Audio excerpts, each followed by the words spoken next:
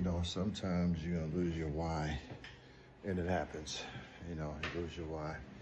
Sometimes people say, you know, make sure your why is big enough, and you know, whatever you're doing in life, make sure the why is huge. You know, and you can do things like, you know, write yourself a vision statement, or write yourself a board of what your why is, or, you know, I even did a vision and mission statement for myself. I did a vision and mission statement for my family, my marriage, you know, all that, a vision and mission statement. And those are great things you can do and get into to kind of help assist.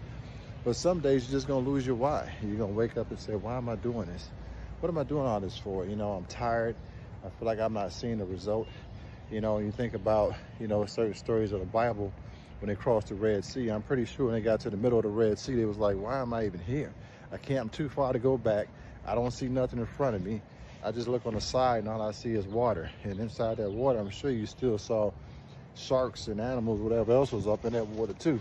What I'm doing, I'm just trying to paint a picture for when you get to the middle of anything in life, you're gonna lose your why. You're gonna lose it. You're gonna start asking yourself questions like, what the hell am I doing here?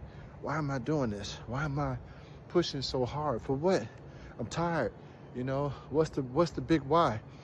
Do it unto the Lord. If you can't pick a why, if you don't know what the why is, just do it unto the Lord. Just say, Father, this is just for you. This is my sacrifice. This is my cross to bear. This is for you, God. And that's difficult sometimes, even in that, you know. But it will give you something to hold on to. It'll give you a why. I say all that to say that I know that in this life, we can't get thrown off by the worries of the world. You know, and God say, don't get weary in doing good things.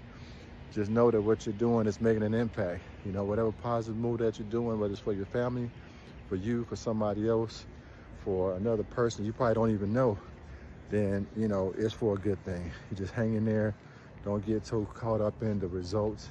Get more caught up in the why. And if you lose your why, do it unto the Lord. Don't feel like, you know, you're just drifting. You're not. You know, every good deed is being recorded and God is watching. Faith without works is dead. So your work for the day, no matter how small or how minute, it was something. Every day ain't got to have something happening for you to have happiness. So just, I'd say that to say, because I do it myself. I get into places where I do a lot and I have to slow it down and say, hey, sometimes my 5% is my 100%. Just show up. That's 80% of the game. You ain't got to be, you know, 100% effort every day. You know, just give something. God is in charge of the results. You in charge of the effort. Just, hey, if you ain't got a why today, just while you're doing it, just say, I'll figure it out tomorrow. I'll figure out my why tomorrow, but let me just at least show up today. And you don't have to always know the why or be gung-ho about the why. Just show up, put the effort in, gotta do the rest.